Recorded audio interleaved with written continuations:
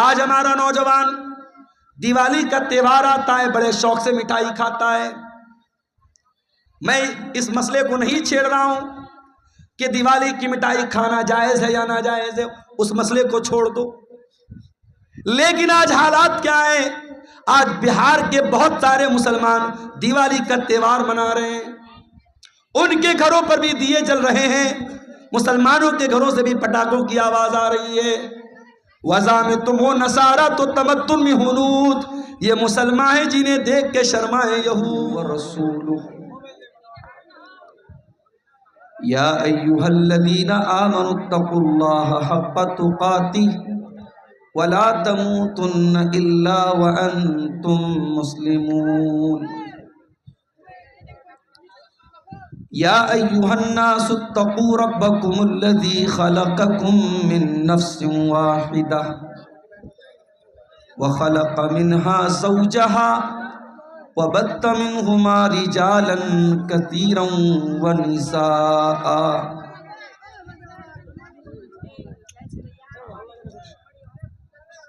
ارے خاموش ہو جاؤ بھائی، تقریر کرنے دو بھائی.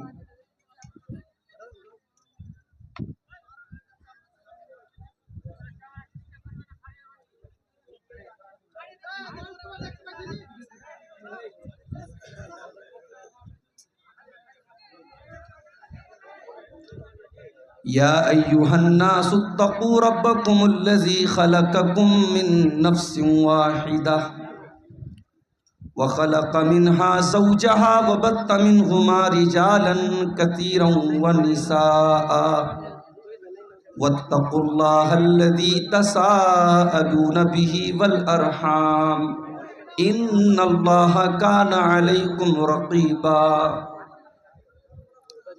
یا ایہا الذین آمنوا اتقوا اللہ وقولوا قولا سدیدا یصلح لکم اعمالکم ویغفر لکم ذنوبکم ومن یطع اللہ ورسولہ فقد فاز فوزا عظیما.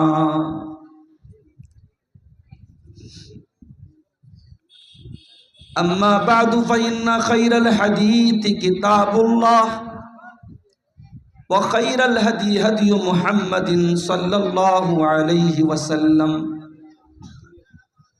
وشر الامور محدثاتها وکل محدثۃ بدعہ وکل بدعۃ ضلالہ وکل ضلالۃ فی النار.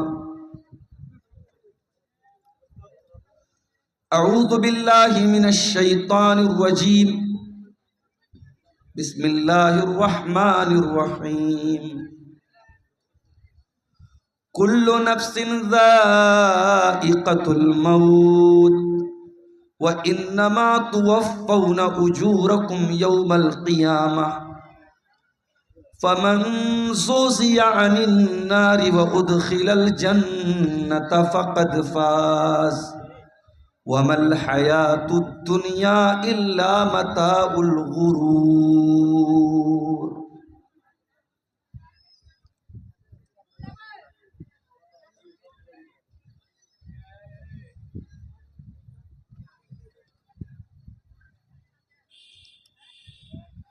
جگہ جی لگانے کی دنیا نہیں ہے، یہ عبرت کی جا ہے تماشا نہیں ہے. جہاں میں ہے عبرت کے ہر سو نمونے، مگر تجھ کو اندھا کیا رنگ بو نے. کبھی غور سے بھی یہ دیکھا ہے تو نے، جو معمور تھے وہ محل اب ہیں سونے. جگہ جی لگانے کی دنیا نہیں ہے، یہ عبرت کی جا ہے تماشا نہیں ہے. ملے خاک میں اہل شاں کیسے کیسے، مکی ہو گئے لا مکاں کیسے کیسے. ہوئے نامور بے نشاں کیسے کیسے، زمیں کھا گئی آسماں کیسے کیسے، جگہ جی لگانے کی دنیا نہیں ہے، یہ عبرت کی جا ہے تماشا نہیں ہے۔ اجل نے نہ کسرا ہی چھوڑا نہ دارا، اجل کہتے ہیں موت کو، اجل نے نہ کسرا ہی چھوڑا نہ دارا، اسی سے سکندر صفاتح بہارا، ہر ایک کو چھوڑ کے کیا کیا حسرت سدھارا، پڑا رہ گیا سب یہی ٹھاٹ سارا، جگہ جی لگانے کی دنیا نہیں ہے، یہ عبرت کی جا ہے تماشا نہیں ہے۔ تجھے پہلے بچپن میں برسوں کھلایا، جوانی نے پھر تجھ کو مجنوں بنایا، بڑھاپے نے پھر آ کے کیا کیا ستایا، اجل تیرا کر دے گی بالکل صفایا، جگہ جی لگانے کی دنیا نہیں ہے، یہ عبرت کی جا ہے تماشا نہیں ہے۔ یہی تجھ کو دھن ہے رہوں سب سے بالا، ہو زینت نرالی ہو فیشن نرالا، جیا کرتا ہے کیا یوں ہی مرنے والا، جیا کرتا ہے کیا یوں ہی مرنے والا، تجھے حسن ظاہر نے دھوکے میں ڈالا، جگہ جی لگانے کی دنیا نہیں ہے، یہ عبرت کی جا ہے تماشا نہیں ہے۔ کوئی تیری غفلت کی ہے انتہا بھی، جنوں چھوڑ کر اب ہوش میں آ بھی، جگہ جی لگانے کی دنیا نہیں ہے، یہ عبرت کی جا ہے تماشا نہیں ہے۔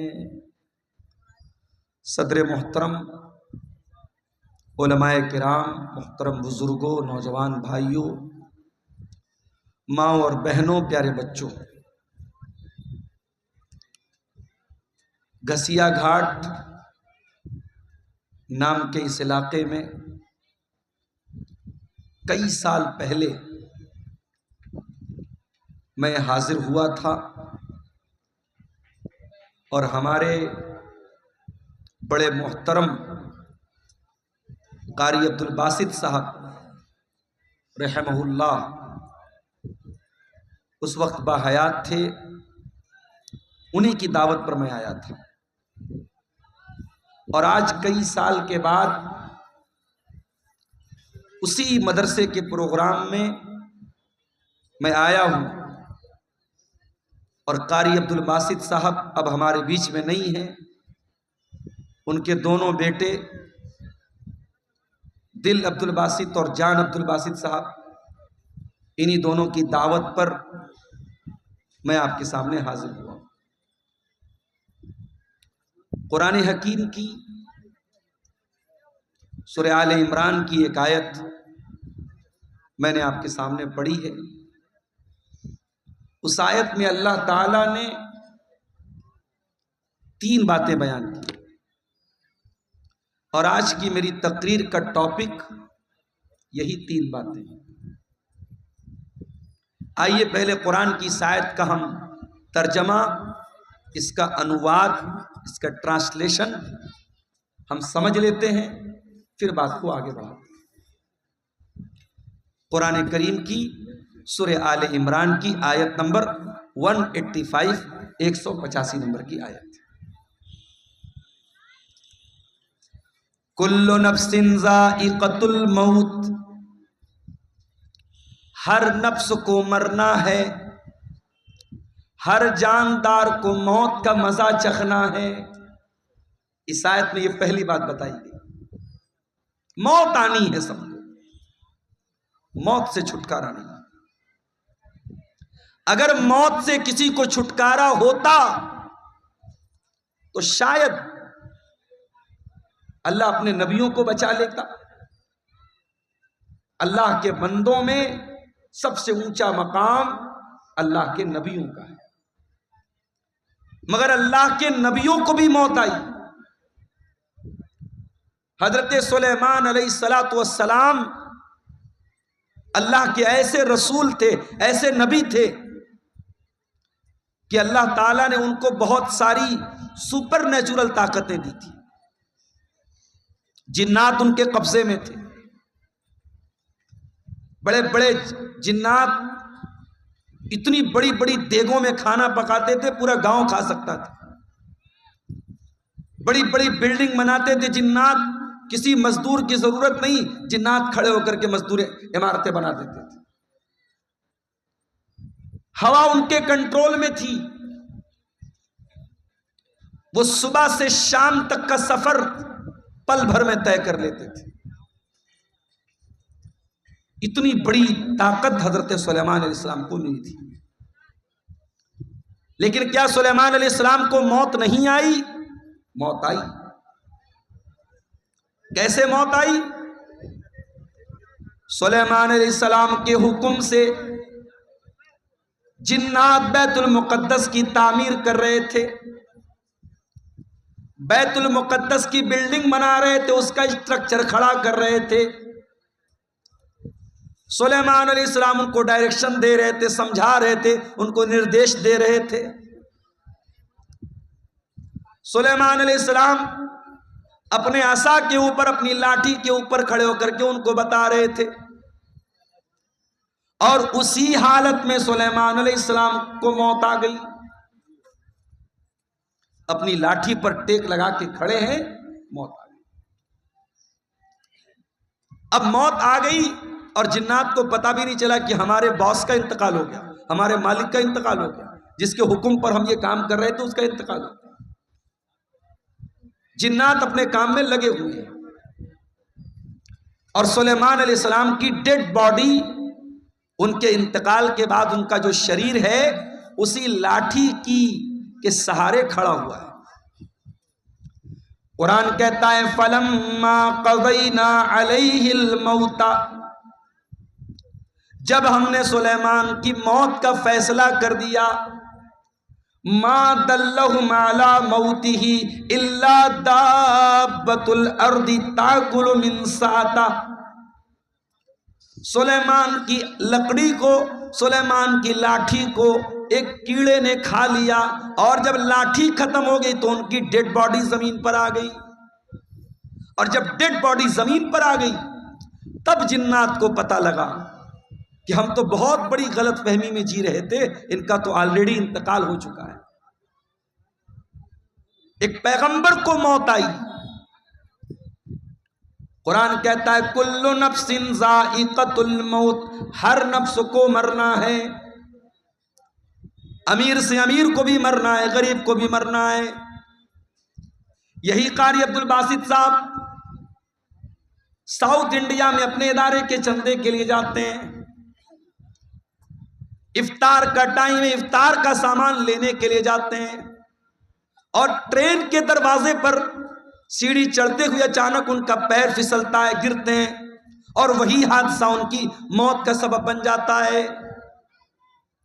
میرے پیارے بھائیو, ہم نہیں جانتے موت کب آئے گی, اس لیے کہ 5 چیزوں کی جانکاری صرف اللہ تعالیٰ کو ہے. سورہ لقمان کی آخری آیت اٹھائیے, ان اللہ عندہ علم الساعہ, اللہ ہی کو پتا ہے کہ قیامت کب آئے گی. قیامت کا ایگزیکٹ علم صرف اللہ تعالیٰ کو معلوم ہے. قیامت کی نشانیاں بتائی گئی, مگر قیامت ایگزیکٹ کب آئے گی, تاریخ کیا ہوگی, دن کون سا ہوگا, یہ ہمیں نہیں معلوم. ان اللہ عندہ علم الساعہ, قیامت کا ایگزیکٹ علم اللہ تعالیٰ کے پاس ہے. وَيُنَزِّلُ الْغَيْثَ، بارش کب ہوگی، کتنی ہوگی، کہاں ہوگی، اللہ کو معلوم ہے۔ ابھی کٹیہار کے 2-3 پروگرام کینسل ہو گئے، موسم خراب ہو گیا، بارش ہو گئی۔ آپ کے اسی علاقے میں سیلاب کی وجہ سے بہت سارے پروگرام کینسل ہو جاتے ہیں۔ موسم کب چینج ہو جائے، کب طوفان آ جائے، کب سیلاب آ جائے، ہم نہیں جانتے۔ وَيَعْلَمُ مَا فِي الْأَرْحَامِ، اور رحم مادر میں کیا ہے، ماں کے پیٹ میں کیا ہے، صرف اللہ کو معلوم ہے۔ آپ کہیں گے نہیں مولوی صاحب، آج کے زمانے میں الٹرا ساؤنڈ کرا لو، معلوم ہو جاتا ہے لڑکا ہے لڑکی، یہ پتہ چل جاتا ہے۔ حالانکہ سرکار کی طرف سے پرتیبندھ ہے، گورنمنٹ کی طرف سے منع ہے، مگر پتہ لگانے والے تب بھی لگا لیتے ہیں۔ اور کہیں یہ پتہ چل گیا کہ ماں کے پیٹ میں لڑکی ہے اور آلریڈی 2-3 لڑکیاں ہیں، تو لڑکی کو ماں کے پیٹ میں ختم بھی کرا دیتے ہیں لوگ۔ اس کو انگلش میں بولتے ابارشن، گربھ پات کرا دیتے ہیں، ماں کے پیٹ میں ہی بچی کو مار دیتے ہیں۔ اور ہم کہتے ہیں صاحب ہم لوگ بڑے پڑھے لکھے لوگ ہیں، بڑے سولڈ لوگ ہیں، بڑے تہذیب یافتہ لوگ ہیں۔ ارے ہم سے اچھے تو 1400 سال پہلے کے عرب کے وہ جاہلی دور میں، دور جاہلیت کے وہ بدو تھے، وہ دیہاتی تھے، وہ جاہل لوگ تھے جو اپنے بچیوں کو مارتے تھے مگر پیدا ہونے کے بعد مارتے تھے۔ بچیوں کو قتل کرنے کی پرمپرا، بیٹیوں کو مارنے کا رواج 1400 سال پہلے بھی تھا۔ ایک ایسی سوسائٹی میں جہاں لڑکی پیدا ہونے کے بعد باپ بیچارہ پریشان ہو جاتا تھا، کیا کروں؟ اگر بیٹی کے بارے میں سماج کو پتا چلے گا کہ میرے گھر میں بیٹی پیدا ہوئی ہے، سماج مجھے تانا مارے گا تو کیوں بیٹی کو پال رہا ہے۔ ایسے بھی قبیلے تھے، بہو لائیں گے، بیوی لائیں گے، مگر بیٹی پیدا ہوگی ان کے قبیلے میں بیٹی کو مار دیتے تھے۔ بیٹی کا باپ بننا یہ عیب تھا۔ اللہ نے قرآن میں ان کا ذکر کیا، فرمایا وَإِذَا بُشِّرَ أَحَدُهُمْ بِالْأُنْثَى ظَلَّ وَجْهُهُ مُسْوَدًّا وَهُوَ كَظِيمٌ۔ بیٹی کے باپ کو پتا چلتا تھا میرے گھر میں بیٹی پیدا ہوئی ہے، باپ کا چہرہ کالا پڑ جاتا تھا۔ يَتَوَارَى مِنَ الْقَوْمِ مِنْ سُوءِ مَا بُشِّرَ بِهِ، وہ اپنی قوم سے اپنا چہرہ چھپایا کرتا تھا۔ وہ بیچارہ سوچ میں پڑ جاتا تھا أَيُمْسِكُهُ عَلَىٰ هُونٍ أَمْ يَدُسُّهُ فِي التُّرَابِ، کہ کیا کروں، اگر بیٹی کو پالتا ہوں تو سماج میں اپمانت ہونا پڑے گا، ذلیل ہونا پڑے گا، اور دوسرا راستہ یہ ہے اپنی بیٹی کو لے جا کے زمین میں گاڑ دوں، دفن کر دوں۔ وہ تو مٹی میں جا کر کے اپنی بیٹی کو دفن کر دیتے تھے، مگر بیٹی کا جنم ہونے کے بعد ایسا کرتے تھے۔ آج کا پڑھا لکھا انسان، آج کا ترقی یافتہ انسان، آج کا سوسائٹی والا انسان کیا کرتا ہے، ماں کے پیٹ میں الٹرا ساؤنڈ کے ذریعے پتہ لگا لیتا ہے بیٹی ہے، اور ڈاکٹر سے کہہ کر کے ایبارشن کروا لیتا ہے۔ کبھی موقع ملے نا تو یوٹیوب پر جا کر کے دیکھ لینا کہ ایبارشن کیسے ہوتا ہے۔ ارے عرب کے وہ جاہل لوگ بیٹی کو زمین میں گاڑتے تھے، بیٹی ایک بار تڑپتی تھی، ایک بار روتی تھی، اس کے بعد جب اس کی جان ختم ہو جاتی تھی بیٹی رونا بند کر دیتی تھی۔ مگر یہاں اس بچی کو جو بیچاری ابھی دنیا میں نہیں آئی ہے، ماں کے پیٹ میں 1 مہینے کا گربھ ہے، 2 مہینے کا گربھ ہے، 3 مہینے کی پریگننسی ہے، اس نے لے جا کے ڈاکٹر سے کہا ایبارشن کر دو۔ ڈاکٹر نے ایبارشن کیا، اور ویڈیو کے اندر یہ دکھایا جاتا ہے کہ ماں کے پیٹ میں جب ایبارشن ہوتا ہے اس بچے کو ٹکڑے ٹکڑے کر کے مارا جاتا ہے، اس بچے کو، اس معصوم بچی کو جو ابھی ماں کے پیٹ میں ابھی پوری طریقے سے تیار بھی نہیں ہوئی ہے، ابھی وہ تیار ہونے کے پروسیس میں ہے، اس کو ایبارشن کے ذریعے ٹکڑے ٹکڑے کر کے اس کی باڈی کے، اس کے شریر کے ٹکڑے ٹکڑے کر کے مار دیا جاتا ہے۔ وارے انسان کتنا بڑا ظالم ہے، تو کل بھی بیٹی کا قاتل تھا تو آج بھی بیٹی کا قاتل ہے۔ آج بھی بیٹیوں کو لوگ قتل کر دیتے ہیں، اور کیوں قتل کرتے ہیں؟ ہماری اور آپ کی وجہ سے۔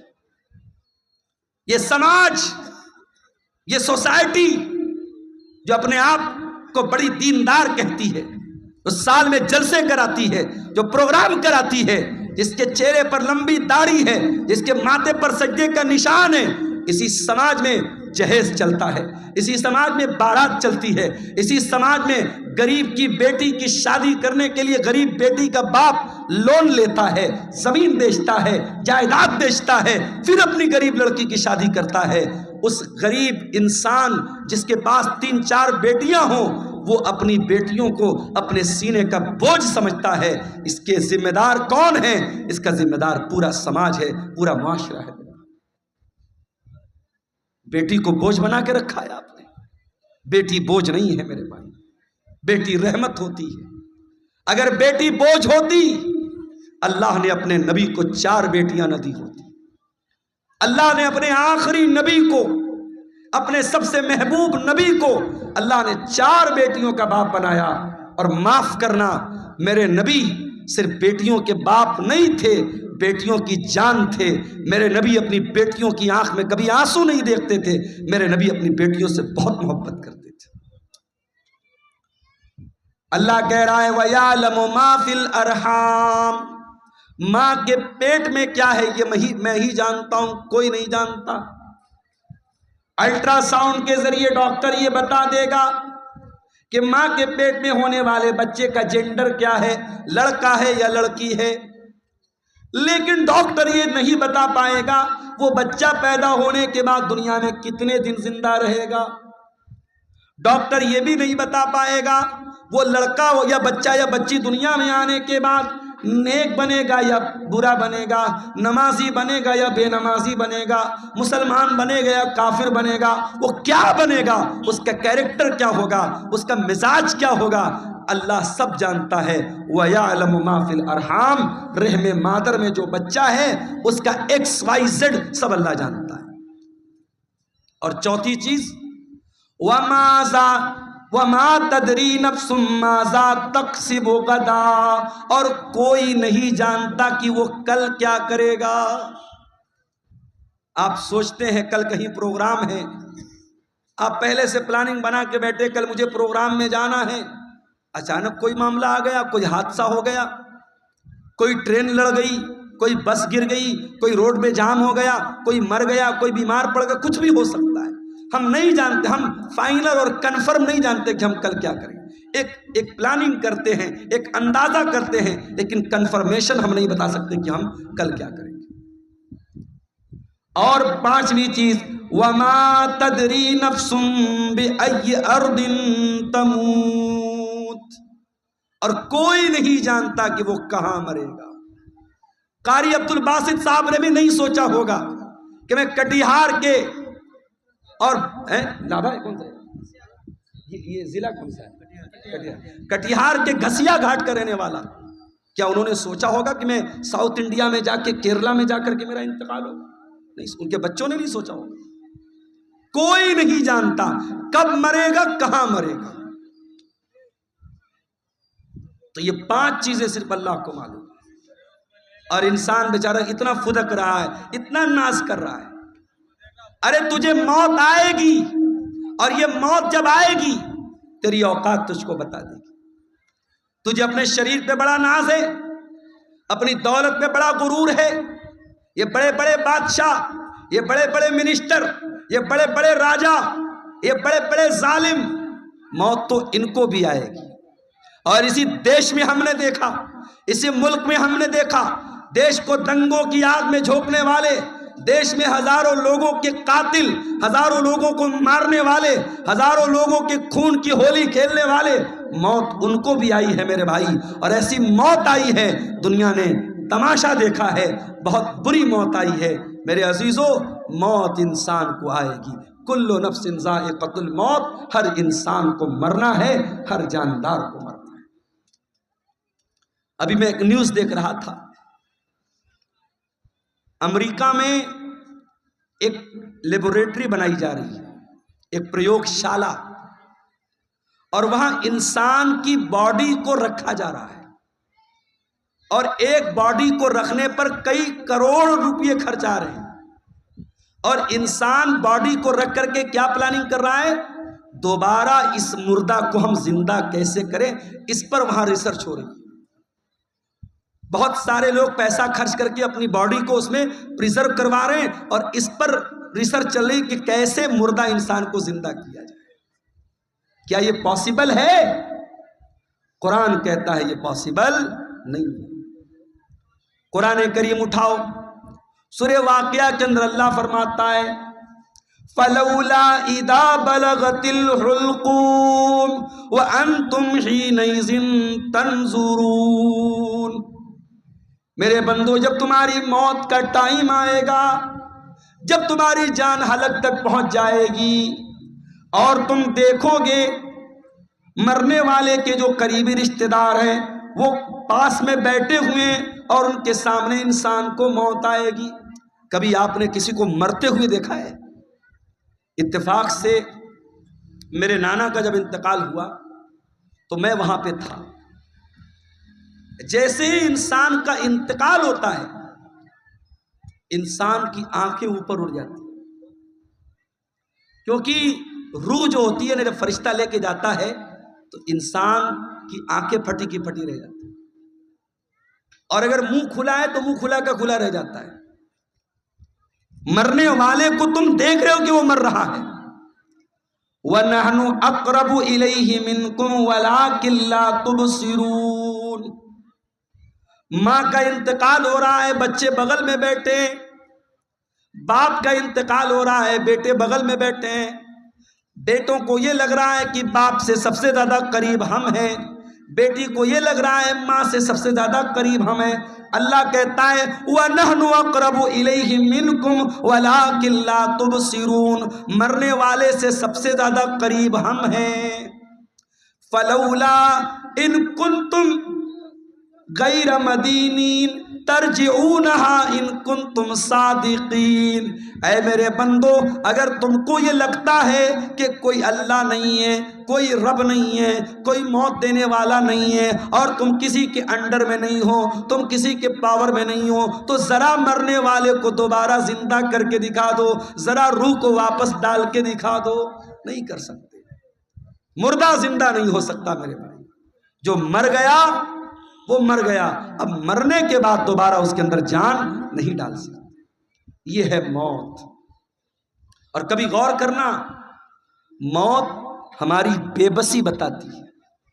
جب ہمارا انتقال ہوتا ہے نا، دنیا میں آپ کے سامنے آیا ہوں کرتا پائجامہ صدری پہن کے آیا ہوں، مریں گے تو کیا پہنیں گے؟ کفن پہنیں گے۔ دنیا میں نہانے جائیں گے، کوئی لکس سے نہا رہا ہے، کوئی لائف بوائے سے نہا رہا ہے، کوئی سنتھول سے نہا رہا ہے، کوئی الگ الگ برانڈ کے صابن استعمال کر رہا ہے۔ جاڑے کا موسم ہے، ہم گرم پانی کر کے نہا رہے ہیں۔ گھروں میں جو پیسے والے لوگ ہیں گیزر لگواتے ہیں، گرمی کا موسم ہے ٹھنڈے پانی سے نہاتے ہیں۔ مر گیا بیچارہ کچھ نہیں بولتا، گرم سے نہلاؤ، ٹھنڈے سے نہلاؤ، صابن کے ساتھ نہلاؤ، بنا صابن کے نہلاؤ، کچھ نہیں بول سکتا۔ دنیا میں نہاتا تھا، اپنا الگ ایٹیٹیوڈ تھا، آدھا گھنٹے تک نہاتا رہتا تھا، چہرے کے لیے الگ فیس واش تھا، باڈی کے لیے الگ باڈی واش تھا، بالوں کے لیے الگ شیمپو تھا۔ لیکن آج مرنے کے بعد آج اتنا بے بس ہے انسان، دوسرے اس کو نہلا رہے ہیں، اس کے رشتہ دار اس کو نہلا رہے ہیں، وہ بیچارہ یہ کہنے کی طاقت بھی نہیں رکھتا کہ میں تو لگ سے نہایا کرتا تھا، تم مجھے بیر کی پتیوں سے کیوں نہلا رہے ہو؟ میں تو فلاں صابن سے نہایا کرتا تھا، میرا فیوریٹ صابن کہاں ہے، میرا شیمپو کہاں ہے، میرا باڈی واش کہاں ہے، میرا فیس واش کہاں ہے؟ وہ بیچارہ یہ کہنے کی طاقت بھی نہیں رکھتا کہ میں تو دنیا میں پانی ہمیشہ گرم کر کے نہایا کرتا تھا، تم مجھے ٹھنڈے پانی سے کیوں نہلا رہے ہو؟ دنیا میں نہاتا تھا، باتھ روم میں پیک ہو کر کے نہاتا تھا، آج اس کے نہلانے والے، اس کے گھر والے اس کو نہلا رہے ہیں، اس کے بدن کا کپڑا بھی نہیں اتر رہا ہے، کینچی سے اس کا کرتا کاٹا جا رہا ہے، کینچی سے اس کی بنیان کو کاٹا جا رہا ہے، اس کا تہبند اتارا جا رہا ہے، اس کا انڈر ویئر اتارا جا رہا ہے، آج اس کی شرمگاہ کو دوسرے لوگ کھول کر کے نہلا رہے ہیں۔ اللہ اکبر، کتنی بے بسی ہے میرے بھائی۔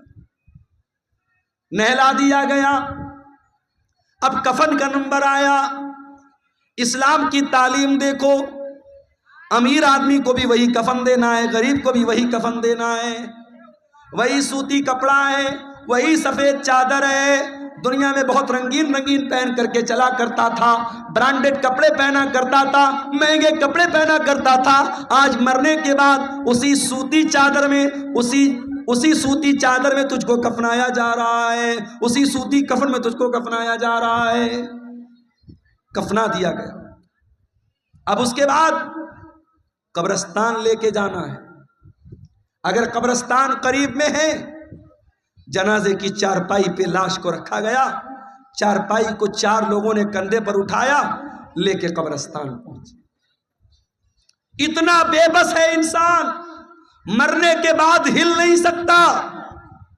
اس کی باڈی کو 4 لوگ مل کر کے جنازے پر اٹھا کر کے لے کے قبرستان جا رہے. قبرستان لے کے جایا گیا، وہاں پہلے سے قبر کو کھود کر کے ریڈی کیا گیا ہے. جنازے کو قبر میں اتارا گیا، مٹی ڈالی گئی، قبر تیار ہو گئی. گھر والوں نے کھڑے ہو کر کے مغفرت کی دعا کر دی، آسانی کی دعا کر دی.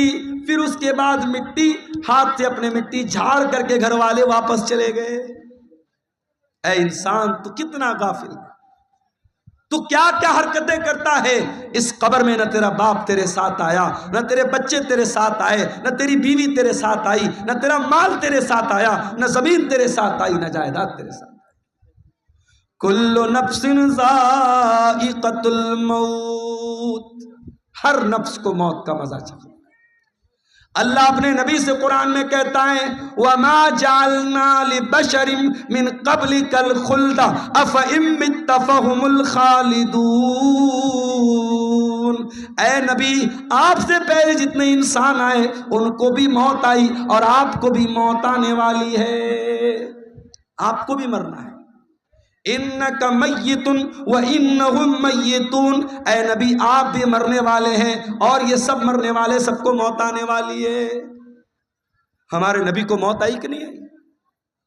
آئیے ذرا سا نبی کی وفات کا نقشہ آپ کے سامنے کھینچتے. نبی کا انتقال کب ہوا؟ ربیع الاول کے مہینے. عمر کتنی تھی؟ 63 برس. مہینہ کون سا؟ ربیع الاول. تاریخ کون سی؟ 12 تاریخ. دن کون سا؟ سوموار کا دن.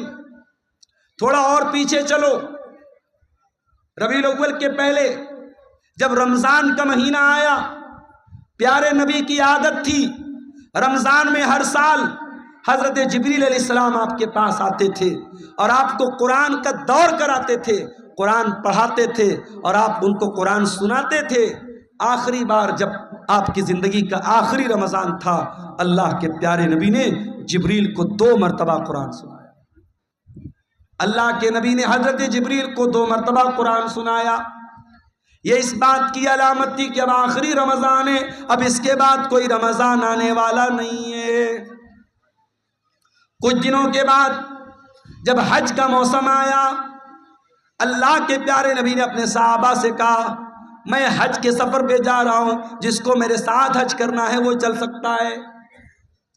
صحابہ کرام اپنے نبی کے ساتھ حج کے سفر پہ نکلے.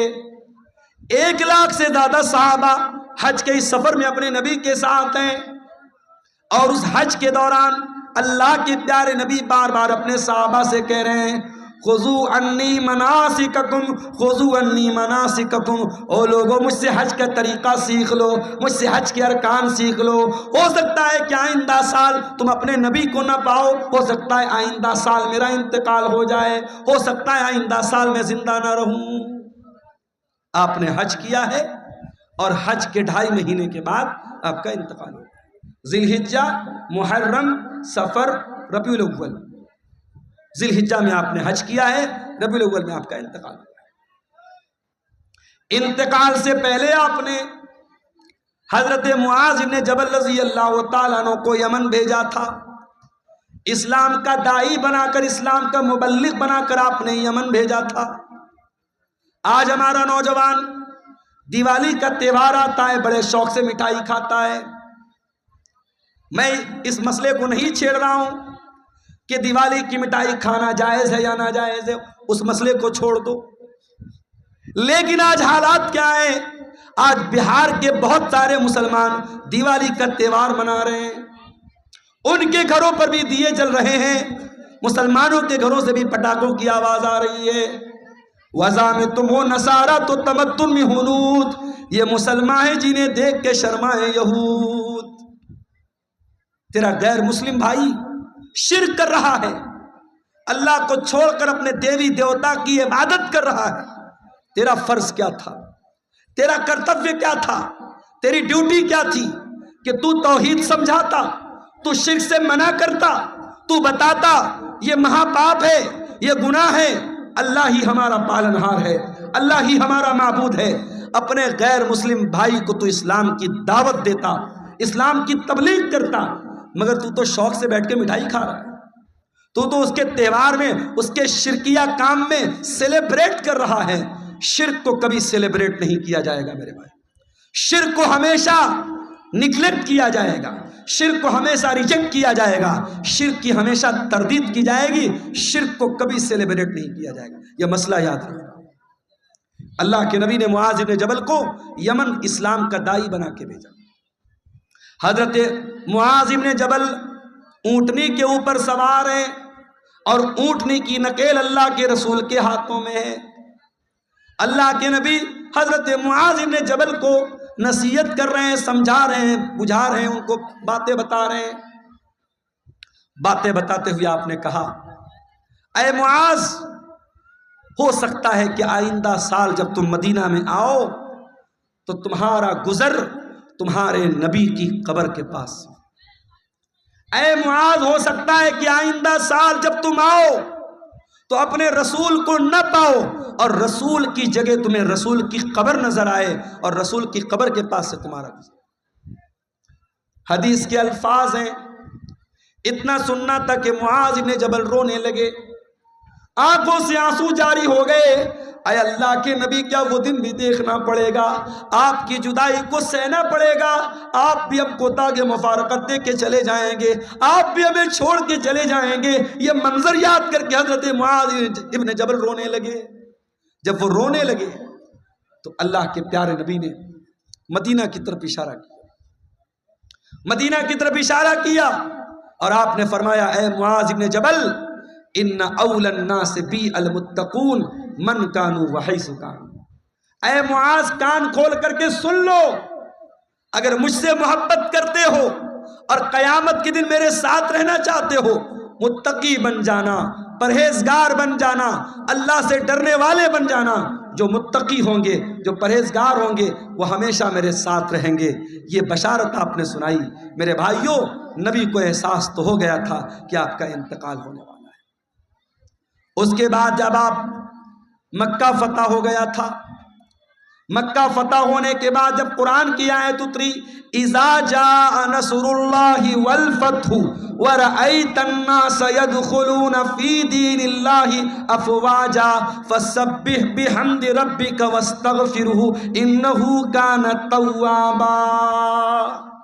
جب قرآن کی یہ چھوٹی سورت نازل ہوئی تو نبی سمجھ گئے کہ اب جب اللہ کا دین مکمل ہو رہا ہے، اللہ کا مشن پورا ہو رہا ہے، اس کا مطلب کہ اب میری موت کا ٹائم قریب آ رہا ہے۔ انہی دنوں میں اللہ کے نبی بیمار پڑ گئے، ایک انصاری صحابی کے جنازے میں آپ گئے۔ یہ سفر کی آخری تاریخوں میں سے کوئی تاریخ تھی، غالباً سفر کی 27 تاریخ تھی۔ آپ جنازے میں سے واپس آنے لگے، آپ کے سر میں بہت تیز درد ہونے لگا۔ آپ گھر آئے، آپ نے حضرت عائشہ سے کہا، عائشہ میرے سر میں بہت تیز درد ہو رہا ہے۔ حضرت عائشہ نے آپ کے سر پر پٹی رکھ دی، آپ کو بہت تیز بخار آیا، اور بخار اتنا تیز تھا کہ پٹی کے اوپر سے بھی بخار کی گرمی محسوس ہو رہی تھی۔ یہ بدھ کا دن تھا، یہ بدھ کا دن تھا، اور سفر کی آخری تاریخوں میں سے کوئی تاریخ تھی۔ یہیں سے اللہ کے نبی کی بیماری کا آغاز ہوا۔ اللہ کے پیارے نبی کو خیبر کے موقع پر ایک یہودی عورت نے گوشت میں زہر ملا کر کے کھلایا تھا۔ اس گوشت کا اثر 4 سال کے بعد ظاہر ہو رہا تھا۔ آپ حضرت عائشہ سے کہتے تھے، اے عائشہ، وہ گوشت جو میں نے خیبر میں کھایا تھا، اس کے اندر جو زہر ملا تھا اس زہر کا اثر میں اپنی اتڑیوں کے اندر پاتا ہوں، اپنے معدے کے اندر پاتا ہوں۔ اس زہر کا اثر آپ نے اپنی باڈی پر محسوس کیا۔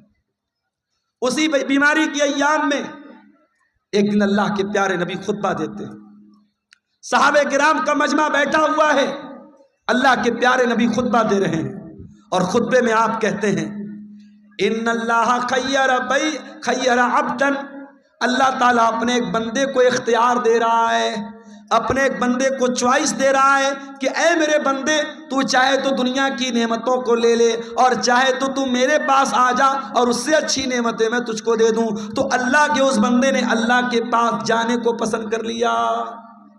ابھی اتنا بیان کیا تھا آپ نے کہ ابو بکر صدیق زاروں قطار رونے لگے اور روتے ہوئے کہنے لگے فدیناک بآبائنا وامہاتنا، ہمارے ماں باپ آپ کے اوپر فدا ہو جائیں، ہمارے ماں باپ آپ پر قربان ہو جائیں۔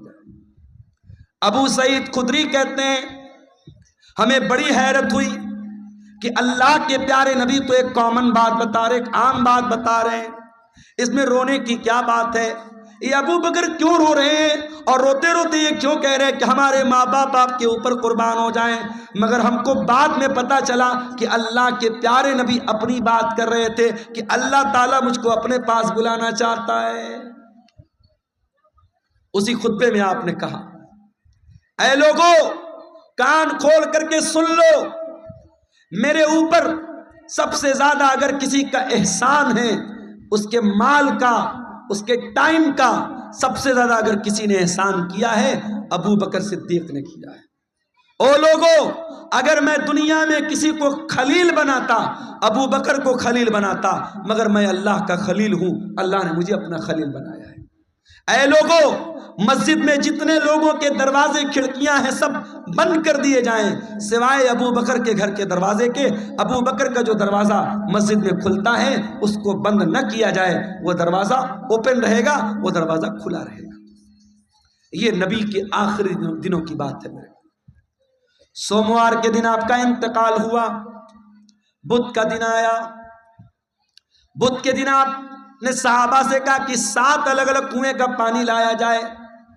7 الگ الگ کنویں کا پانی لایا گیا، اللہ کے پیارے نبی نے غسل فرمایا۔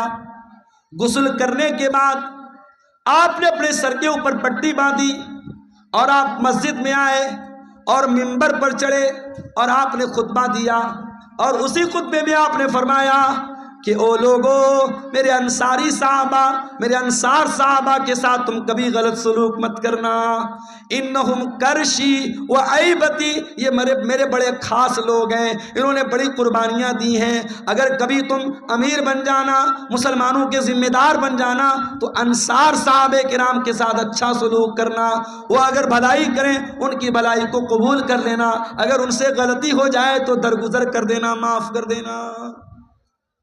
جمعرات کا دن آیا، نبی نے ظہر پڑھائی، نبی نے عصر پڑھائی، نبی نے مغرب پڑھائی، اور مغرب کی نماز میں آپ نے سورۃ المرسلات کی تلاوت کی۔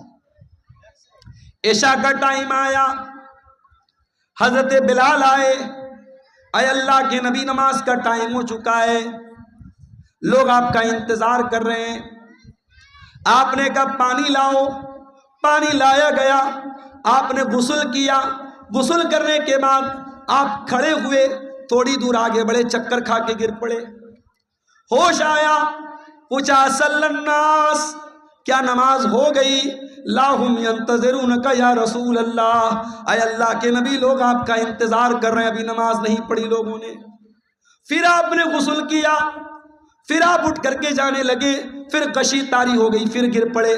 3 بار ایسا ہوا، 3 بار چکر کھا کے اللہ کے پیارے نبی گر پڑے زمین کے۔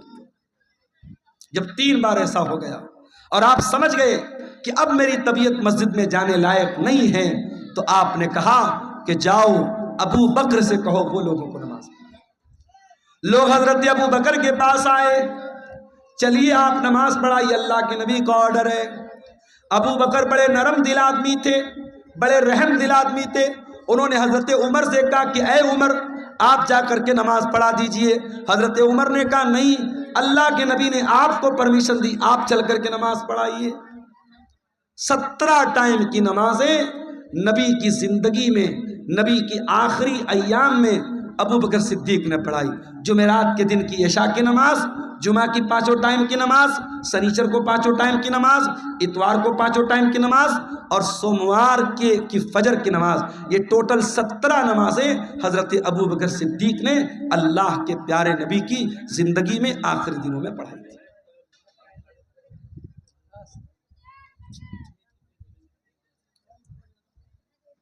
سنیچر کا دن آیا،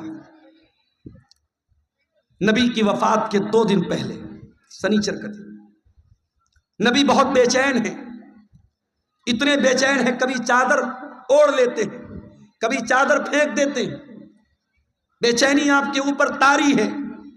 اس بے چینی کے عالم میں نبی نے فرمایا لعنت اللہ علی الیہود والنصارى، اللہ کی لعنت ہو یہودیوں کے اوپر اور عیسائیوں کے اوپر، اللہ کی لعنت و یہود و نصارہ کے اوپر۔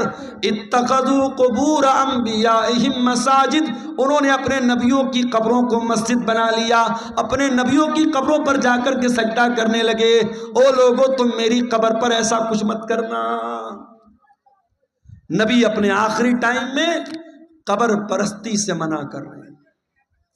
جس نبی نے اپنی وفات سے 2 دن پہلے اپنی امت کو شرک سے روکا ہے اور قبر پرستی سے روکا ہے، آج سیمانچل کو چھوڑ دیجئے، سیمانچل الحمدللہ اس برائی سے بہت حد تک پاک ہے۔ آپ بہار کے اور علاقوں میں چلے جائیے، آپ جھارکھنڈ کے علاقوں میں چلے جائیے، آپ بارسوئی چلے جائیے، آپ کلکتہ چلے جائیے، آپ بہار کے سہرسام میں چلے جائیے۔ ایسے ایسے علاقے ہیں میرے بھائی جہاں ہر محلے میں کوئی مزار ہے، کوئی قبر ہے، جہاں سجدے ہو رہے ہیں، جہاں مرادیں مانگی جا رہی ہیں، جہاں بگڑی بننے کا دعویٰ کیا جا رہا ہے۔ نبی نے اپنی امت کو بت پرستی سے منع کیا تھا، آج نبی کے ماننے والے، نبی کے امتی جگہ جگہ قبروں کی پوجا کر رہے ہیں اور قبر کی عبادت کر رہے ہیں۔ اسی سنیچر کے دن اللہ کے پیارے نبی نے اپنے صحابہ سے کہا کہ کوئی قلم لے آؤ، کاغذ لے آؤ، میں کوئی تحریر لکھ کے دے دیتا ہوں تاکہ تم میرے بعد گمراہ مت ہو جانا۔ اب جب نبی نے یہ بات کہی کہ قلم لے آؤ، کاغذ لے آؤ، میں کچھ لکھ دیتا ہوں، تو اب صحابہ کرام میں آپس میں اختلاف ہو گیا۔ کچھ صحابہ نے کہا کہ نبی کی حالت بہت کمزور ہے، آپ کی سچویشن بہت کمزور ہے، بیمار ہیں آپ کو ابھی یہ تکلیف دینے کی ضرورت نہیں ہے، ہمارے پاس قرآن ہے، اللہ کے نبی کی حدیث ہے، وہ کافی ہے، ہمیں کسی اور تحریر کی ضرورت نہیں۔ کچھ لوگوں نے کہا جب اللہ کے نبی خود کہہ رہے ہیں کہ قلم لے آؤ، کاغذ لے آؤ، میں لکھ دیتا ہوں تو لے آؤ۔ اس بات پر آپس میں جھگڑا ہونے لگا، بحث ہونے لگی، اور جب بحث ہونے لگی اللہ کے نبی نے کہا چلے جاؤ یہاں سے۔ نبی نے سب کو وہاں سے ہٹا دیا۔ اس کا مطلب یہ ہوا کہ اگر وہ بات اتنی امپورٹنٹ ہوتی، اتنی اہم ہوتی کہ اس کے بغیر مسلمانوں کا کام نہ چلتا تو نبی صحابہ سے یہ نہ کہتے کہ چلے جاؤ، نبی کہتے لے آؤ، میں ہر حال میں لکھ کے دے دیتا ہوں۔ نبی نے نہیں لکھوایا، اس کا مطلب کہ وہ بات پہلے سے آپ بتا چکے تھے، وہ بات کوئی اتنی امپورٹنٹ بات نہیں تھی۔ اتوار کا دن آیا، نبی کی وفات سے 1 دن پہلے کا دن۔ نبی نے اپنے سارے غلاموں کو آزاد کر دیا۔ نبی کے گھر میں جتنے ہتھیار تھے، تلوار تھی، ڈھال تھی، زرہ تھی، سب آپ نے مسلمانوں کے لیے وقف کر دیا۔ اتنا ہی نہیں، آپ کے گھر میں 7 دینار تھے، آپ نے ان کو بھی صدقہ خیرات کر دیا۔ اتوار کا دن گزارنے کے بعد جب رات آئی ہے اور چراغ جلانے کے لیے تیل کی ضرورت پڑی ہے تو اماں عائشہ کہتی ہیں میرے پاس تیل نہیں تھا، مجھے پڑوسی سے مانگنا پڑا، تب جا کر محمد رسول اللہ کے گھر میں چراغ جلا ہے، روشنی ہوئی۔ اللہ اکبر۔ میری پیاری ماں اور بہنوں، آج آپ کا چپل آپ کی پسند کا نہ آئے، آپ کا کپڑا آپ کی پسند کا نہ آئے، آپ کی پسند کی جویلری آپ کا شوہر نہ لائے تو میاں بیوی میں جھگڑا ہو جاتا ہے۔ بیوی کہہ دیتی ہے ارے جائیے، آپ کے ساتھ تو شادی کر کے میں پھنس گئی، شادی کر کے پھنس گئی آپ کے ساتھ، آپ تو کبھی میری پسند کا سامان نہیں لاتے ہیں۔ آج شوہر اپنا دل اور کلیجہ نکال کے رکھ دے تب بھی بیوی خوش نہیں ہونے والی. وہ ایک لطیفہ ہے نا کہ ایک مولوی صاحب تھے, بہت اچھی تقریر کرتے تھے, بہت پبلک ان کی بڑی عزت کرتی تھی, بڑا لوگ احترام کرتے تھے, اور گھر میں جو ان کی گھر والی تھی وہ ان کی عزت ہی نہیں کرتی تھی, ان کو مانتی نہیں تھی. تو ایک دن ان کی گھر والی نے کہا, ارے سنتے ہو, رات میں نے خواب دیکھا ایک بزرگ ہوا میں اڑ رہے ہیں. ایک بزرگ کو دیکھا میں نے کہ ہوا میں اڑ رہے ہیں. میں تو دیکھ کے بڑی اچنبھت ہو گئی, حیران ہو گئی. تو مولوی صاحب نے کہا کہ ارے پاگل, وہ بزرگ میں تھا جس کو تم نے ہوا میں اڑتے ہوئے دیکھا تھا. کہا اچھا آپ تھے, اسی لیے تھوڑا ٹیڑھا ٹیڑھا اڑ رہے تھے, سیدھا نہیں اڑ رہے تھے. تو بیوی کبھی شوہر کی تعریف کرنے کو تیار نہیں ہوتی ہے, یہ مزاج ہوتا ہے میرے بھائیوں بیویوں کا. لیکن آپ دیکھیے نبی کی بیویوں نے کیسی زندگی گزاری. نبی نے اپنی بیویوں کو کوئی لگژری لائف نہیں دی, کوئی شاندار گھر نہیں ہے, کوئی شاندار کپڑا نہیں ہے, کوئی شاندار فرنیچر نہیں ہے. نبی کی حیات کا آخری دن ہے اور نبی کے گھر میں جو چراغ جل رہا ہے, چراغ کی بتی کا تیل بھی ادھار مانگ کے لایا گیا ہے. سوموار کا دن آتا ہے, نبی اکرم کی زندگی کا آخری دن ہے. اللہ کے پیارے نبی فجر کی نماز کا ٹائم ہوتا ہے, بستر سے اٹھتے ہیں, اپنے کمرے کے دروازے پر آتے ہیں, پردہ ہٹاتے ہیں, سامنے صحابہ کرام نماز پڑھ رہے ہیں. ابو بکر صدیق نماز پڑھا رہے اور صحابہ کرام نماز پڑھ رہے ہیں. یہ منظر دیکھ کر کے اللہ کے نبی بہت خوش ہوتے ہیں اور آپ کے چہرے پر مسکراہٹ آ جاتی ہے. آپ جب مسکرانے لگتے ہیں تو صحابہ کرام نماز کی حالت میں اپنے نبی کی مسکراہٹ کو محسوس کر لیتے ہیں.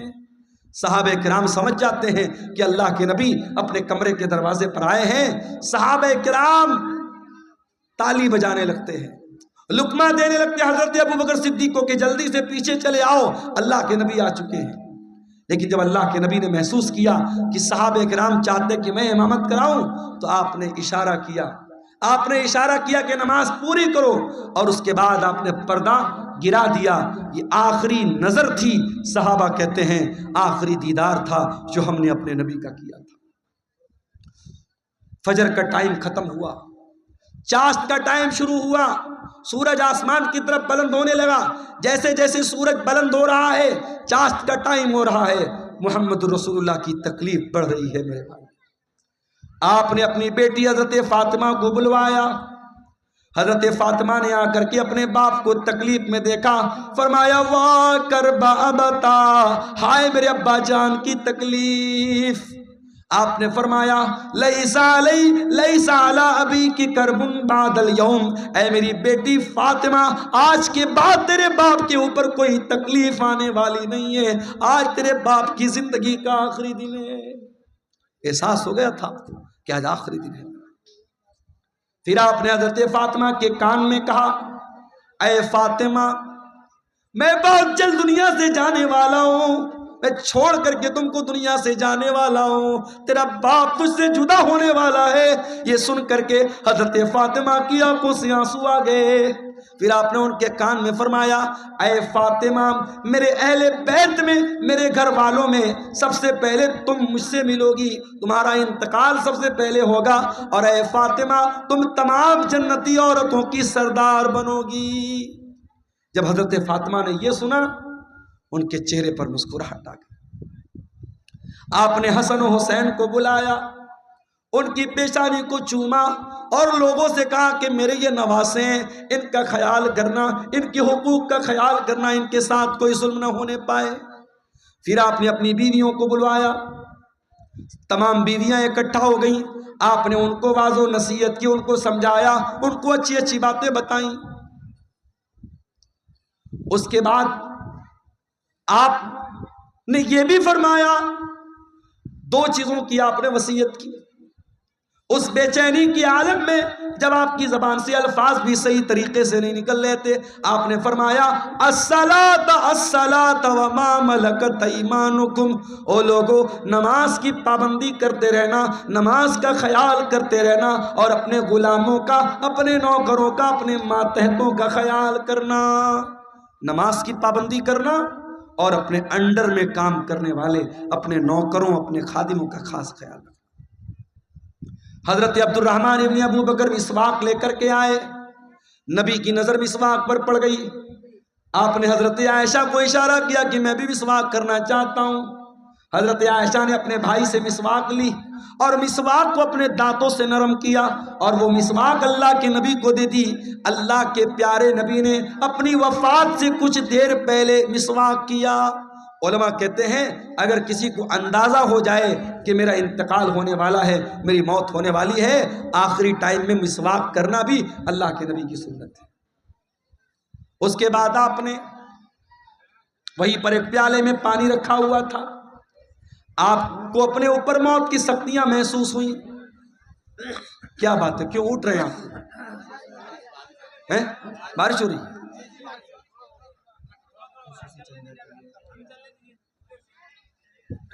میرے بھائیوں، علاقہ اتنا پچھڑا ہوا ہے، مجھے یاد ہے جب قاری صاحب نے مجھ کو بلایا تھا اور میں جہاں ٹھہرا ہوا تھا، رات بھر مچھروں نے میرا جینا حرام کر دیا تھا، کیڑوں نے، مچھروں نے۔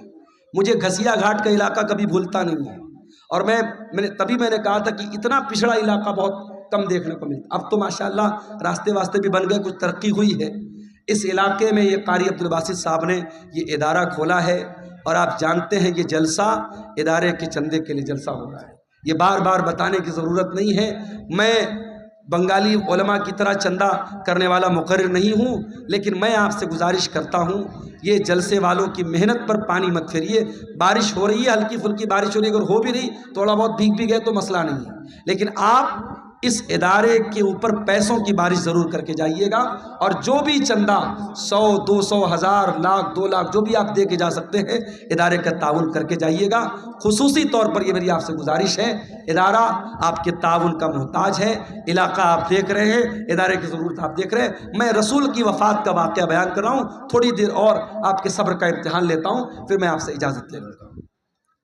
اللہ کے نبی کا آخری ٹائم ہے میرے بھائی، اور موت کی شدت آپ محسوس کر رہے ہیں۔ آپ نے موت کی اس شدت میں اپنے چہرے پر پانی ڈالا اور آپ نے کہا اللہم انی علی سکرات الموت، اے اللہ میری مدد کر، موت کی سختیوں پر میری مدد کر۔ حضرت عائشہ کہتی ہیں کہ نبی کے اوپر جب میں نے موت کی سختی کو دیکھ لیا، اس وقت تک میں موت کی سختی کو برا سمجھتی تھی، مگر جب اپنے نبی کے اوپر میں نے موت کی سختی کو دیکھا تو میں سمجھ گئی کہ موت کی سختی برحق ہے، اور موت کی سختی کسی کے اوپر بھی آ سکتی ہے۔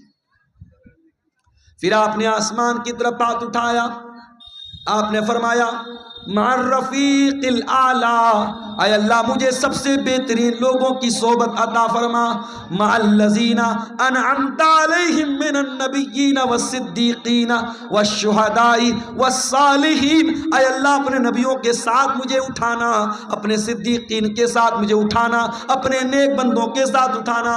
اتنا کہنے کے کیا کیڑے مکوڑے بھی جو ہے نا اپنے نبیوں کے ساتھ، ہے اللہ تعالیٰ مجھ کو اٹھانا، اور یہی پڑھتے ہوئے اللہ کے نبی نے اپنے ہاتھ اٹھائے اور آپ کے ہاتھ زمین پر گر گئے اور آپ کی روح آپ کے بدن سے نکل گئی، اور اللہ کے آخری نبی بھی اللہ کو پیارے ہو گئے۔ انا للہ و انا الیہ راجعون۔ یہ منظر تھا اللہ کے نبی کی وفات، اور جب آپ کی وفات ہو گئی صحابہ کرام پر جو بیتی تھی میرے بھائیوں وہ بیان کے باہر تھی۔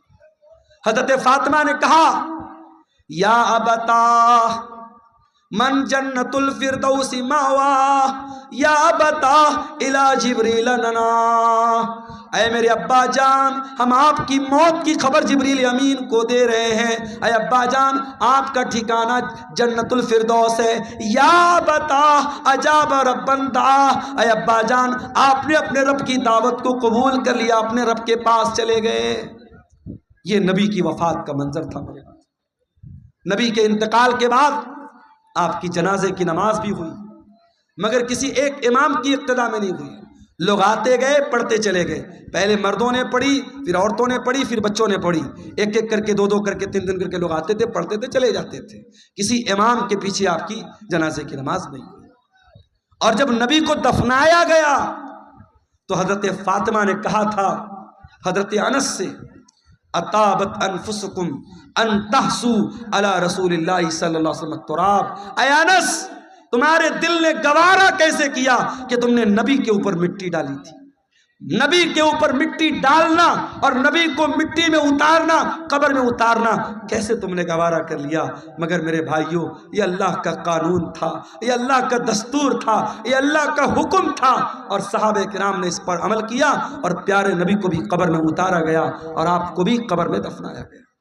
تو موت تو سب کو آنی ہے میرے بھائی، کل نفس ذائقۃ الموت، سورہ آل عمران کی آیت نمبر 185 میں پہلی بات اللہ نے یہی بیان کی۔ اس کے بعد فرمایا وَإِنَّمَا تُوَفَّوْنَ أُجُورَكُمْ يَوْمَ الْقِيَامَةِ، اور اے میرے بندو، مرنے کے بعد جب تم اللہ کے پاس جاؤ گے تو قیامت کے دن تمہارے عمل کا پورا پورا بدلہ تمہیں دیا جائے گا۔ دنیا میں جو اچھا عمل کیا، جو برا عمل کیا، جو نیکی کیا، جو گناہ کیا، سب کا بدلہ اللہ تعالیٰ قیامت کے دن تم کو دے گا۔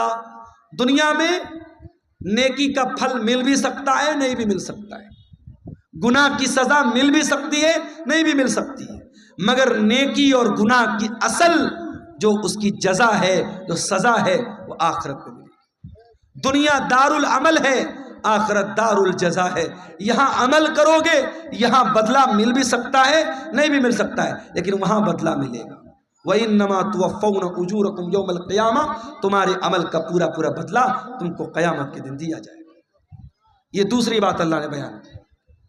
اور تیسری بات فَمَنْ زُحْزِحَ عَنِ النَّارِ وَأُدْخِلَ الْجَنَّةَ، جس کو قیامت کے دن اللہ تعالی جہنم کی آگ سے بچا لے گا اور جنت میں داخل کر لے گا، وہی کامیاب ہونے والا ہے۔ دنیا میں کتنی دولت تھی، کتنا پیسہ تھا، کتنا نام کمایا تھا، کتنا اسمارٹ تھا، کتنا ہینڈسم تھا، اس کی بیوی کیسی ہوتی، اس کے بچے کیسے تھے، یہ ہماری نظر میں کامیابی ہو سکتی ہے، مگر اللہ کی نظر میں کامیابی کیا ہے؟ فرمایا فَمَنْ زُحْزِحَ عَنِ النَّارِ، قیامت کے دن جس کے بارے میں اللہ کی عدالت میں یہ فیصلہ ہو جائے کہ اس کو جہنم میں نہیں ڈالنا ہے، اس کو جنت میں ڈالنا ہے، وہی کامیاب ہونے والا ہے۔ میرے بھائی، دنیا میں کوئی آئی ایس کا ایگزام پاس کر لے، کوئی آئی پی ایس کا ایگزام پاس کر لے، کوئی پولیس کی بھرتی کا ایگزام پاس کر لے، کوئی ٹیچنگ کے ایگزام میں پاس ہو جائے، اخبار میں نام آتا ہے، گھر والے مٹھائی بانٹتے ہیں، میرے بیٹے نے نیٹ پاس کر لیا، میرا بیٹا آئی اے ایس کے ایگزام میں پاس ہو گیا، میری بیٹی نے میڈیکل کا ایگزام پاس کر لیا۔ ذرا سوچو کتنی خوشی کا لمحہ ہوگا جب قیامت کے دن اللہ کی عدالت میں یہ فیصلہ ہوگا میرا یہ بندہ پاس ہو گیا، یہ میرا بندہ پاس ہو گیا، اس کو جنت میں لے کے جاؤ۔ اور اس انسان کے لیے کتنا افسوس کا مقام ہوگا جس کے بارے میں یہ فیصلہ ہوگا کہ اس کے بارے میں اللہ کہے گا اس کو جہنم میں لے کے جاؤ۔ میرے عزیزو، کامیابی یہ ہے، اس کامیابی کو حاصل کرنا ہے، اس کے لیے ہمیں محنت کرنا ہے۔ جہنم سے ہم کیسے بچ جائیں اور اپنے پریوار کو ہم کیسے بچا لیں، اس پر ہم محنت کریں، اس پر ہم کام کریں، یہ کرنے کا کام ہے۔ اسی لیے اللہ قرآن میں کہتا ہے قُوْ أَنفُسَكُمْ وَأَهْلِيكُمْ نَارًا، اے ایمان والو اپنے آپ کو اور اپنے گھر والوں کو جہنم کی آگ سے بچاؤ۔ دنیا کی آگ سے بچا لیا تو کون سا کمال کیا؟ دنیا کی آگ میں انسان ایک بار جلے گا، جل کے ختم ہو جائے گا، مگر قیامت کے دن کی جو جہنم کی گرمی ہوگی میرے بھائیوں، وہ بار بار جہنم کی آگ میں انسان کو جلایا جائے گا، تڑپایا جائے گا۔ جہنم کا عذاب سہن نہیں کر سکتے ہم، برداشت نہیں کر سکتے ہم۔ جب برداشت نہیں کر سکتے تو قرآن کہتا ہے جہنم کی آگ سے اپنے آپ کو بچانے کی تیاری۔ اور چوتھی بات جو اس آیت میں اللہ نے بیان کی، فرمایا وَمَا الْحَيَاةُ الدُّنْيَا إِلَّا مَتَاعُ الْغُرُورِ، دنیا کی زندگی تو دھوکے کا سامان ہے۔ جس دنیا کے چکر میں پڑھ کر تم اللہ کو بھول کے بیٹھے ہو، جنت کو بھول کے بیٹھے ہو، رسول کو بھول کے بیٹھے ہو، آخرت کو بھول کے بیٹھے ہو، یہ دنیا تو دھوکے کا سامان ہے۔ دنیا تو دھوکے کا سامان ہے میرے بھائی۔ دنیا نے آج تک کسی کے ساتھ وفا نہیں کی۔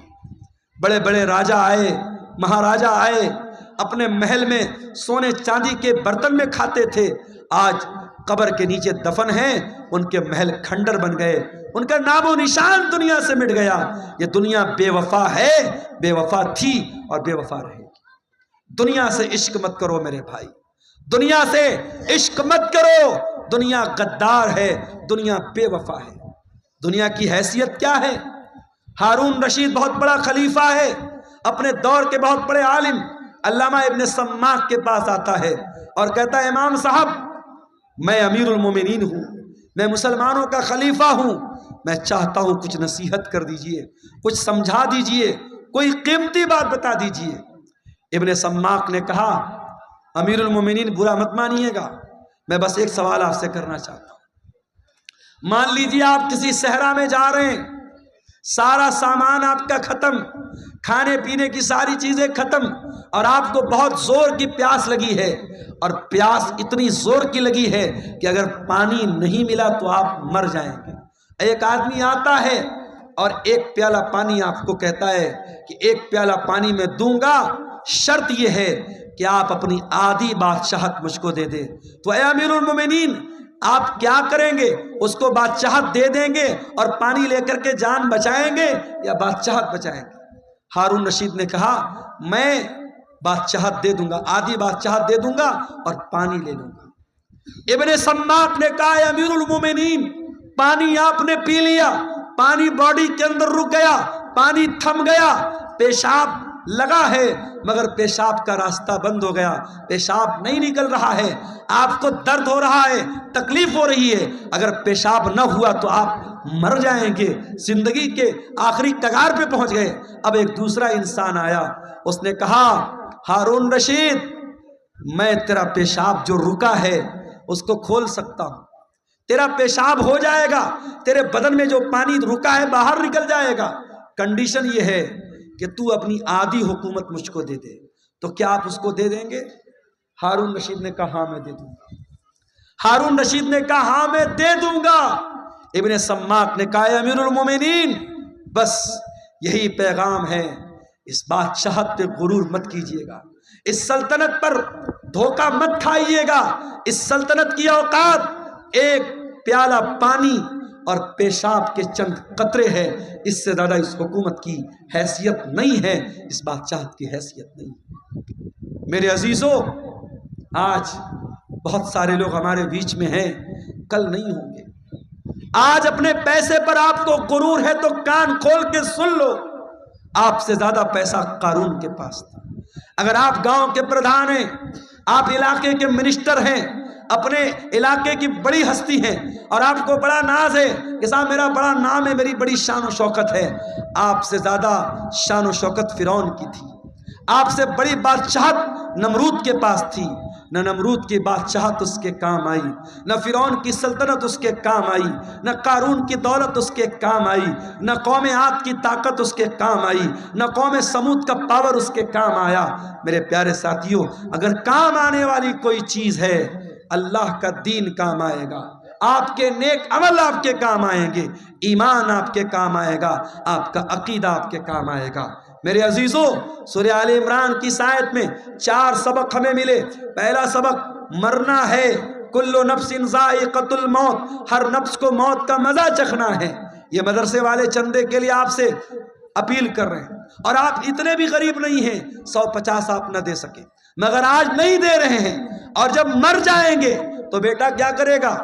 زندگی میں کبھی باپ کی طرف سے صدقہ نہیں کیا، کبھی باپ نے خود صدقہ نہیں کیا، مر گیا تو بیٹا کیا کر رہا ہے؟ باپ کی طرف سے مدرسہ بنوا رہا ہے، باپ کی طرف سے ٹیوب ویل لگوا رہا ہے، ماں کی طرف سے مسجد میں قرآن دے رہا ہے۔ ارے زندگی میں ماں باپ کی قدر کرو اور زندگی میں صدقہ خیرات کیا کرو۔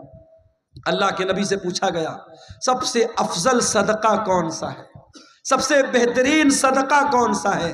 آپ نے فرمایا ان تصدق وانت صحیح شحیح تخشى الفقر وتأمل الغنى، سب سے بہترین صدقہ یہ ہے، تندرستی کی حالت ہے، مال کی محبت ہے، پیسہ بہت ہے، مال کی محبت ہے، تندرستی ہے، اور ڈر ہے کہ پیسہ ختم نہ ہو جائے اور پیسہ آنے کی امید ہے، ایسی سچویشن میں جو صدقہ کیا جائے وہ سب سے بہترین صدقہ ہے۔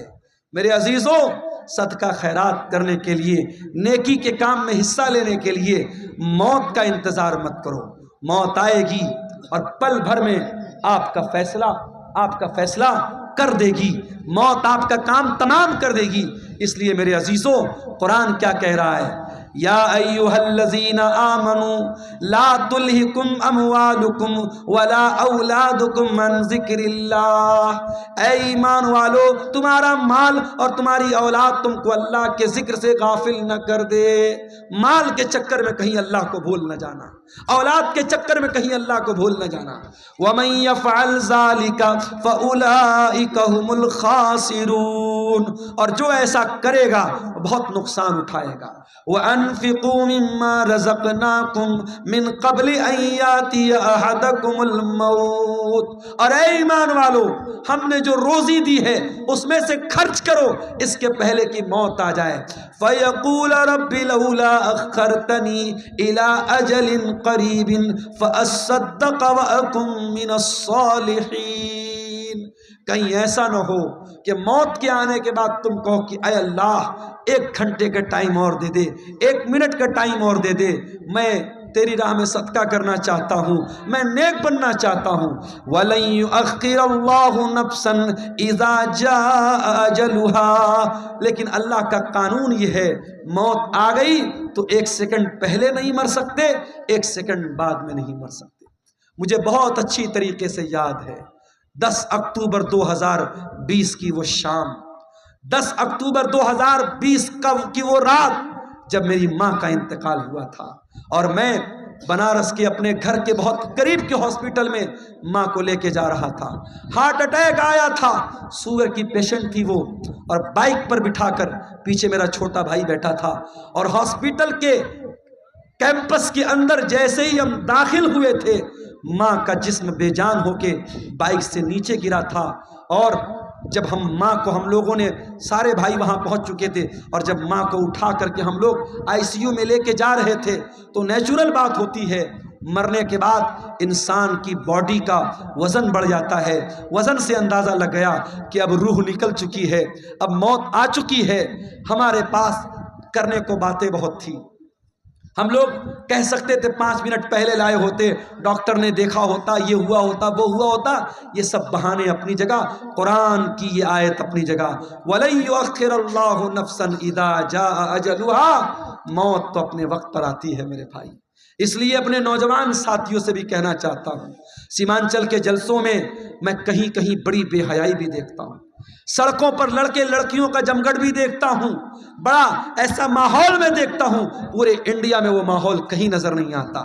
میرے بھائیوں، یہ جلسے، یہ پروگرام ٹھیک ہے، ادارے والوں کے اپنے مسائل ہیں، مدرسوں کی اپنی مجبوری ہے، جلسہ کرانے بغیر ان کو چندہ نہیں ملے گا۔ جلسہ آپ کرائیے، شوق سے کرائیے، اور تقریر آپ کرائیے، مگر میں گھسیا گھاٹ کے مدرسے کے ذمہ داروں سے بھی کہنا چاہوں گا، اور ویڈیو بن رہا ہے، سیمانچل کے تمام مدرسوں کے ذمہ داروں سے کہنا چاہوں گا کہ اب بہت دیر ہو چکی ہے، اب اپنے جلسوں کو تھوڑا سا کنٹرول کر لو، عورتوں کا انتظام رکھو، لیکن سختی سے منع کر دو، کوئی میلہ ٹھیلا نہیں لگے گا، کوئی عورتوں کے سامان کی دکان نہیں لگے گی، کوئی سڑک اور چوراہے پر مردوں اور عورتوں کا جمگھٹ نہیں لگے گا۔